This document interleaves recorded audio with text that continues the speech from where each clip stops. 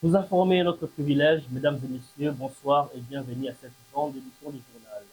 À la ligne de ce journal, le gouvernement souminois a présenté son programme d'action quinquennale du gouvernement le mardi 11 juin à l'Assemblée nationale qui l'a investi. Suivi de travaux de construction d'une nouvelle cité dans la province du Haut-Katanga, River City, un projet d'une nouvelle ville en plein centre-ville de Lubumbashi. Le FARDC et les Wazalendo multiplient les offensives contre le M23 dans le cadre de l'opération militaire dénommée Vengeance du Léopard.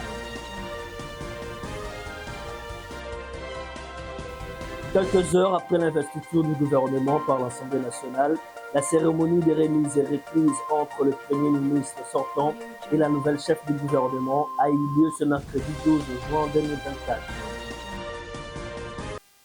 Comme annoncé dans les sommaires, la première ministre chef du gouvernement, Judith Suminwa Tuluka, accompagnée de membres de son gouvernement, était à la chambre basse du Parlement le 11 juin 2024 devant les élus nationaux afin de présenter le programme quinquennal de son gouvernement axé sur 6 piliers et est chiffré à 92,2 milliards de dollars américains. Le programme validé et le gouvernement se voit installé par l'Assemblée nationale. La première ministre Judith Suminwa Tuluka et son gouvernement ont été investis aux petites heures de ce mercredi 12 juin 2024 au Palais du Peuple à l'hémicycle de la Chambre basse du Parlement. La première ministre a présenté son gouvernement et son programme d'action quinquennal devant la représentation nationale. Après l'audition de son discours-programme, les députés nationaux ont pris le temps de poser des questions. Après 10 minutes de repos, elle revient à l'hémicycle. Judith Suminwa a répondu aux questions des députés nationaux jusqu'à ce qu'ils soient convaincus d'investir le gouvernement. Sur les 405 députés nationaux ayant pris part au vote, 394 ont voté pour le programme et ont investi le gouvernement. La vision politique du programme d'action de votre gouvernement se situe dans le prolongement de la maxime devenue populaire, le peuple d'abord. Car l'ensemble de l'action gouvernementale vise d'abord l'intérêt du peuple congolais. Ainsi, durant ce second quinquennat, l'action gouvernementale continuera à mettre l'accent sur l'homme qui doit être considéré à la fois comme la ressource principale, le principal moteur du développement et le destinataire du fruit de ce progrès. La matérialisation de cette vision qui place le citoyen congolais au centre de toute l'action politique et gouvernementale de ce second mandat se traduit par les 4 principes directeurs qui guideront l'action du gouvernement, à savoir, en premier lieu, la réhabilitation du citoyen congolais dans la plénitude de sa dignité et du sentiment de fierté nationale. En second lieu, la promotion du dialogue comme instrument clé pour la consolidation de la cohésion nationale et de la participation citoyenne. En troisième lieu, la réussite de la transition de la République démocratique du Congo vers une société à haute intensité technologique. Et enfin, quatrièmement, l'allocation des ressources publiques avec efficacité et équité. Dans son ambition de créer 6,4 millions d'emplois d'ici 2028, la première ministre Judith Suminwa place l'emploi au cœur de l'action de son gouvernement, bien que certains députés ont souhaité que le gouvernement place la sécurité au centre de tout. Le deuxième pilier devant guider l'engagement du gouvernement est bel et bien la sécurité. Restons toujours dans les mêmes chapitres de l'investiture du gouvernement. Une délégation de femmes Né-Congo de l'IDPS Tshisekedi, dirigée par Mme Nadine Tsungu, ont envahi le Palais du Peuple mardi 11 juin 2024 pour témoigner de leur soutien indéfectible à l'égard de Mme Judith, première ministre de la République démocratique du Congo, qui est également membre de cette communauté. Nadine Tsumbu félicite le chef de l'État, Félix Antoine Tshisekedi, et pour avoir honoré l'agence féminine, et elle appelle à la Première ministre de promouvoir la femme au sein des institutions de la République. En sa qualité de coordonnatrice de la communauté des femmes nées Congo de l'IDPS, Nadine Tsumba, accompagnée des mamans de sa communauté, ont envahi le palais du peuple pour apporter leur soutien à l'égard de Judith Suminwa Tuluka, première ministre de la République démocratique du Congo, qui est également membre de cette communauté née Congo. Satisfaits de la nomination de l'une des leurs, les mamans nées Congo de l'UDPS ont exprimé leur joie tout au long de la route, en marchant de Kassavubu, passant par les ronds-points Kipanza, pour chuter à l'Assemblée nationale, afin d'assister à la plénière de l'investiture du gouvernement Soumino. Pour Nadine Tsumbu, coordonnatrice de la communauté des femmes nées Congo, de l'UDP Tshisekedi estime que la nouvelle première ministre sera capable de résoudre le problème des paniers de la ménagère des Congolais en connaissant ses qualités et ses compétences. Elle témoigne également le soutien de sa communauté à la première ministre. Nous sommes les membres de la communauté né Congo de l'UDPS que dirige le patriarche Jean-Pierre Tezo Kianti. Nous sommes venus pour soutenir l'investiture du gouvernement Judith Suminwa. Et nous avons vu que le président avait honoré la femme. Voilà pourquoi vous allez remarquer la présence remarquable de maman. Et nous sommes tous les mamans de la communauté né Congo de l'UDPS. Comme maman Judith est l'un de nous parce qu'elle est membre de femmes leaders né Congo de l'UDPS, nous sommes venus pour la soutenir. Et nous savons que notre soutien n'est pas seulement à l'accompagnement, mais nous sommes là aussi pour soutenir en prière, soutenir en action et essayer d'apporter un pierre de plus pour que ce gouvernement apporte le changement tant attendu par la population congolaise. Pour les Congolais, nous savons que les problèmes qui nous dérangent tous, c'est les paniers de la ménagère. Et je sais qu'avec le gouvernement Judith Suminwa, ça sera vraiment une priorité. Et en dehors du panier de la ménagère, nous avons aussi les problèmes de l'Est. Nous avons aussi les problèmes de l'insécurité ici en Kinshasa. Et je crois qu'avec l'aide du Seigneur et puis avec l'expertise des mamans, parce que c'est une femme de terrain, nous allons arriver à décompter cela. Parce que elle ne va pas travailler seule. Vous avez vu, il y a d'autres ministres et femmes qui sont à côté d'elle. Et il n'y a pas seulement la femme, il y a aussi les hommes qui sont là. Donc je crois que le gouvernement tout entier a tout intérêt à travailler pour l'avancement de notre pays, le Congo, pour apporter un changement dans le quotidien du peuple congolais. En tant qu'une femme, je dirais que maman, elle est la première à être nommée comme une femme ministre dans ces pays, comme une femme première ministre dans notre pays. Elle a tout intérêt à bien travailler, elle a tout intérêt à mieux faire les choses parce qu'elle porte très haut l'étendard de la femme. C'est elle qui est maintenant la représentante de toutes les femmes congolaises. Et nous lui souhaitons bonne chance et nous savons qu'elle va résoudre les problèmes de la femme et la discrimination de la femme au sein de nos institutions. Elle va essayer un peu de faire monter le pourcentage des mamans. Déjà, nous avons vu dans le gouvernement, il y a déjà une hausse. Et je sais qu'avec le temps, nous allons arriver même à 50%. Nadine Tsumbu encourage Madame Judith Suminwa à concrétiser la vision du président de la République en travaillant pour les intérêts communs des Congolais et à promouvoir la femme congolaise. Elle félicite par ailleurs le chef de l'État, Félix Tshisekedi, pour son choix apporté à une femme des valeurs et au grand cœur. Présent à l'Assemblée nationale pour accompagner leur autorité morale, les membres de la dynamique progressiste révolutionnaire Kipro en cible estime que le maître Constant Moutamba, le nouveau ministre de la Justice, est l'homme qui incarne la rupture et il sera à la hauteur de réparer l'appareil judiciaire congolais. Nous les impressions de satisfaction. Nous commençons d'abord par remercier son Excellence, Monsieur le Président de la République, pour la nomination de notre leader, de notre chef de file qui est Constant Moutamba, au poste du ministre d'État, ministre de la Justice et garde des Sceaux. Nous venons l'appuyer, l'accompagner à cette investiture. Nous sommes toujours derrière lui. Nous sommes tellement ravis de sa nomination à ce poste-là. Comme nous avons dit, il faut une personne qu'il faut à la place qu'il faut. C'est un monsieur qui mérite à ce poste-là.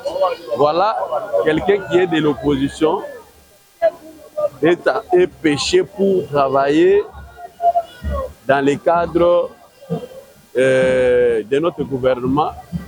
c'est vraiment une chose à féliciter. Voilà pourquoi j'ai profité de cette occasion de féliciter le président de la République qui a placé sa confiance à travers notre président, Maître Constant Moutamba, qui est aujourd'hui ministre de la Justice et des Gardes des Sceaux. L'autorité morale a juste décidé d'être du bon côté de l'histoire, comme le chef de l'État l'avait annoncé, en suivant sa vision. Donc il a juste décidé d'être du bon côté de l'histoire, on peut le dire. Et cette rupture qu'il avait annoncée auparavant sera maintenant mise en activité pour réparer l'appareil judiciaire.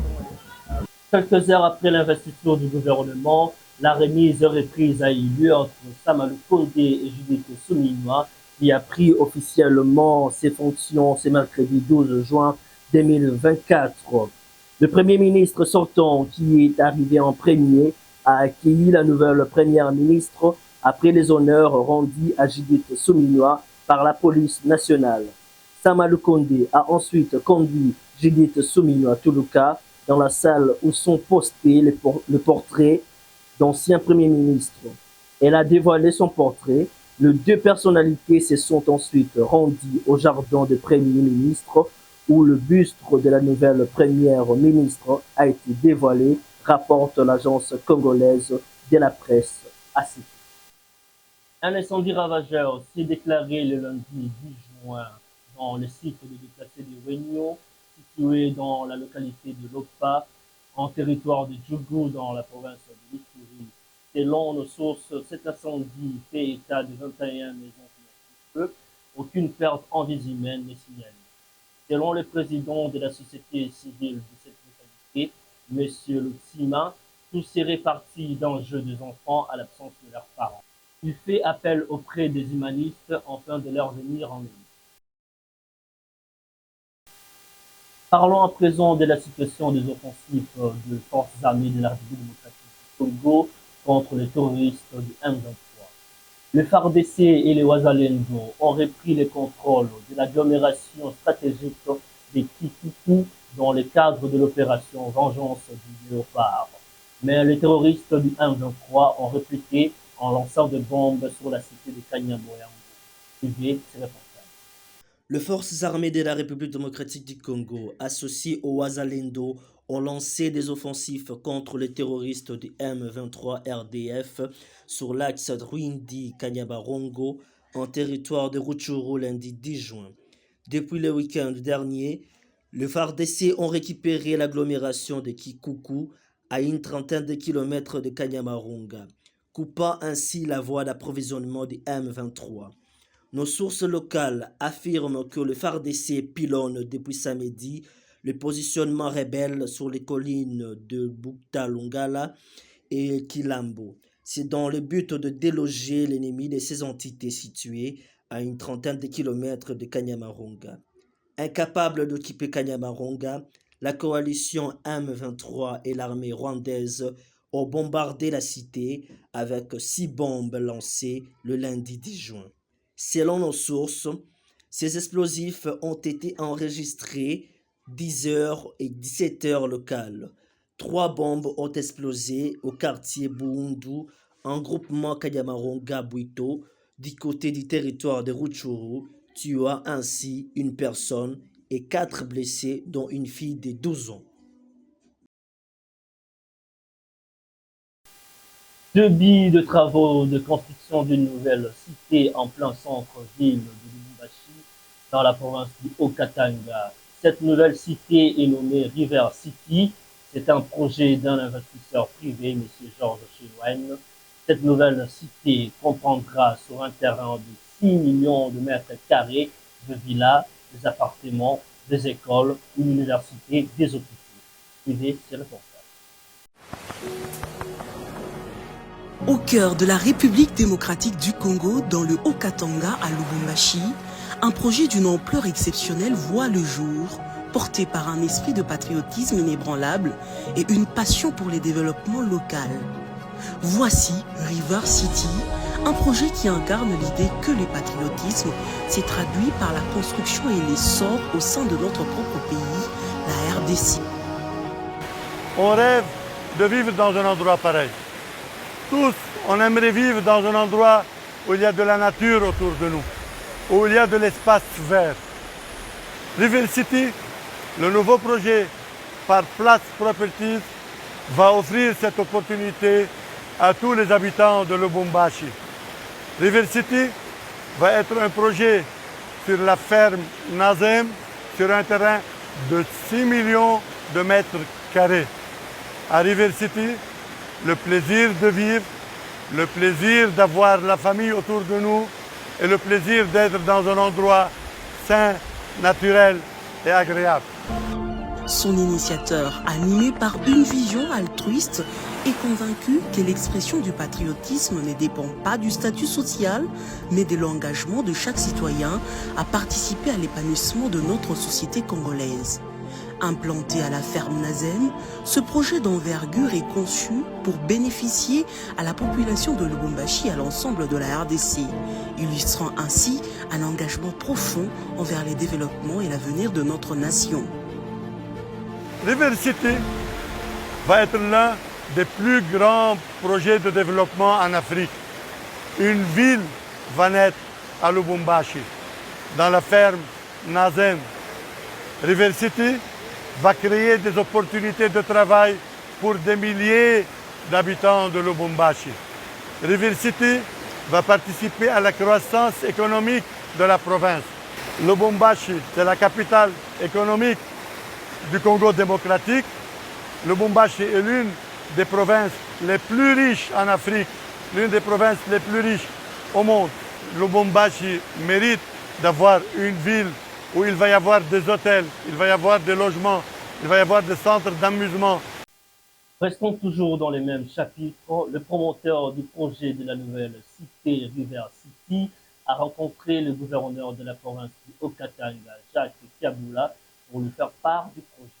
Suivez ses propos. Nous l'avons en premier lieu félicité pour sa réélection à la tête de la province du Haut-Katanga. Nous sommes en train de promouvoir un grand investissement au niveau de la province, au niveau de Lubumbashi. Nous allons construire une nouvelle ville qui va s'appeler River City, qui va avoir lieu sur la route Kinseveri. Monsieur le gouverneur nous a vraiment encouragés à faire ce projet puisqu'il y a un grand besoin de logement à Lubumbashi. Nous croyons que l'investissement au niveau de la province du Haut-Katanga et principalement à Lubumbashi va être un investissement très favorable. Il y a un grand besoin de logement dans cette ville. River City va offrir à tous les habitants de Lubumbashi la possibilité d'avoir un logement de tout genre, des maisons, des appartements. Il va même y avoir à River City des hôtels, il va y avoir un hôpital. Et on peut annoncer officiellement aujourd'hui qu'on va construire un hôpital privé de 100 chambres. Il va y avoir aussi une université. Monsieur le gouverneur va être le parrain de ce projet. Ça va être sous son parrainage. Il va y avoir beaucoup de coopération entre la société River City et la province du Haut-Katanga. Nous le remercions. Nous remercions toutes les autorités locales pour l'encouragement et pour le soutien, pour que River City soit un projet réussi et pour que l'économie de Lubumbashi voit une croissance. River City va créer des milliers d'offres d'emploi pour les habitants de Lubumbashi de tout genre. L'investissement est fait par un groupe étranger. La construction a déjà commencé. Nommé ministre du portefeuille dans le nouveau gouvernement dirigé par la première ministre, Mme Jean-Lucien Boussard remercie le chef de l'État et la première ministre pour ce choix porté à sa personne. Il promet de rendre un bon service au gouvernement et à la nation congolaise, tout en usant de son expertise et tant que ministre nommé plusieurs fois dans différents gouvernements. Le salaire ce n'est pas un privilège, c'est une responsabilité. Responsabilité pour Sunga RDC. Responsabilité pour Sunga peuple congolais. à travers le développement d'entreprises publiques ou d'entreprises d'économie mixte pour intérêt à l'État des ANACAT. Bon, l'heure n'est pas à la fête. L'heure est au travail.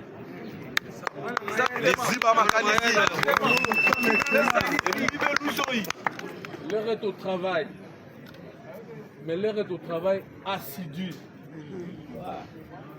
L'heure est aux actions concrètes pour relever les défis qui se posent à l'économie congolaise à travers le portefeuille de l'État.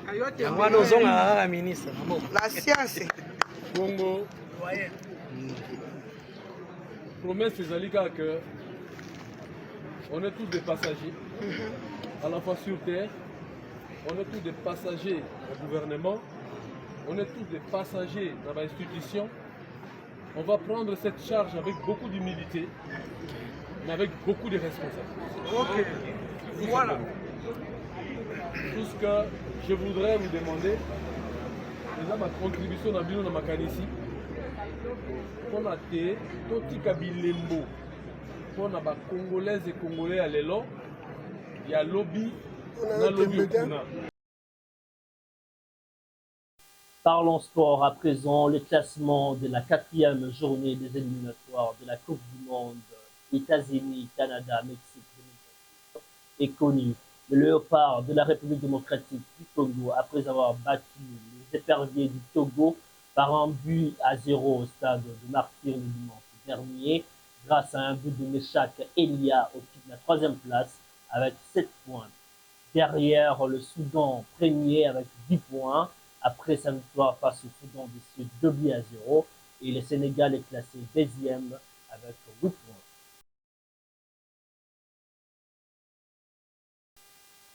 Mettons fin à ce journal par cette annonce nécrologique. Madame Blanche Odia Kandolo Tunasi, l'épouse du pasteur visionnaire de l'église La Compassion, est décédée ce matin du mercredi 12 juin 2024 de suite d'une crise cardiaque. En attendant le programme des obsèques, le deuil se tient à la résidence familiale. La rédaction de Boule de Neige Info Plus présente ses condoléances à la famille éprouvée et plus particulièrement au pasteur Marcelo Tunas.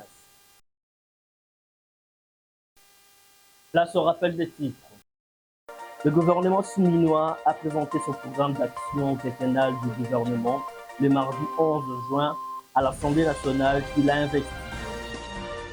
Suivi de travaux de construction d'une nouvelle cité dans la province du Haut-Katanga, River City, un projet d'une nouvelle ville en plein centre-ville de Lubumbashi. Le FARDC et les Wazalendo multiplient les offensifs contre le M23 dans le cadre de l'opération militaire dénommée Vengeance du Léopard. Quelques heures après l'investiture du gouvernement par l'Assemblée nationale, la cérémonie de remise et reprise entre le Premier ministre sortant et la nouvelle chef du gouvernement a eu lieu ce mercredi 12 juin 2024. C'était un réel plaisir de vous informer, mesdames et messieurs. Nous voici arrivés au terme de ce journal. Restez branchés sur notre actualité. Boule de Neige Info Plus.